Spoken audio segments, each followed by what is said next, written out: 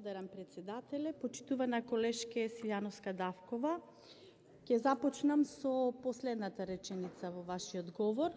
Искажавте позитивни мислења во однос на текстот и рековте солиден документ е, целосно опфатен. Јас би се сложила со тоа, станува збор за документ со над 100 страни во кој што се дадени осврти проценки на ризиците од корупција, визија и мисија има цели, има и стратегија, акцијски план, по сектори, онака разработено како што треба, како што се детектирани ризиците за корупција.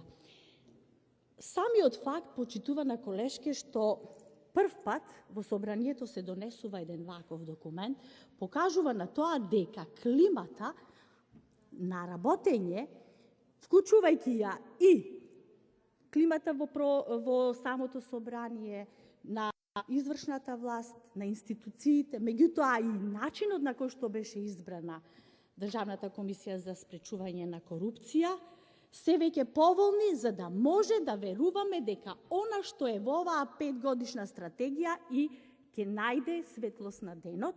И затоа одам со позитивна мисла во делот каде што сметам дека се што е нотирано како забелешка, се што се како проблеми истакнати, можам да ги најдам и можните решенија и временскиот период на решавање во акцијскиот план. Во делот ние мораме да ја менуваме реалноста. Кажавте дека реалноста е таква каква што е, таа реалност не е од денес, таа е со години влечена и ние мораме да ставиме стоп на тоа. Затоа треба да ја поддржиме оваа стратегија и да искажеме позитивно мислење, меѓутоа и да кажеме дека заеднички ќе се трудиме, посебно како законодавен дом кој што има и значи во своите надлежности и надзор да врши врз институциите кои што се посочени и работата на тие институции, да помогнеме она што е зацртано во оваа стратегија да се реализира, односно визијата да си најде своја и мисијата и визијата да си најдат свој пат и да бидат реализирани онака како што е дадено во акцијскиот план. Ќе се задржам во еден дел, има многу сектори офатени, меѓутоа од каде што и вие начнавте во еден дел од говорот, образованието. Ме радува фактот што се нотирани приоритетни проблеми, изразени влијанија и дискрециони областувања при вработување во образованието, недоволно изградени капацитети на државниот просветен инспекторат и така натаму.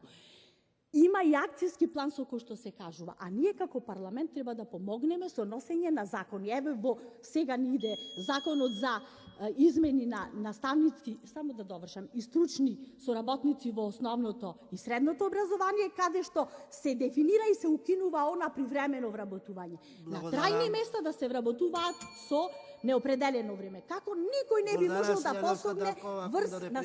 Гордана Силјановска Давкова против реплика. Реализирајте го ова, ние треба да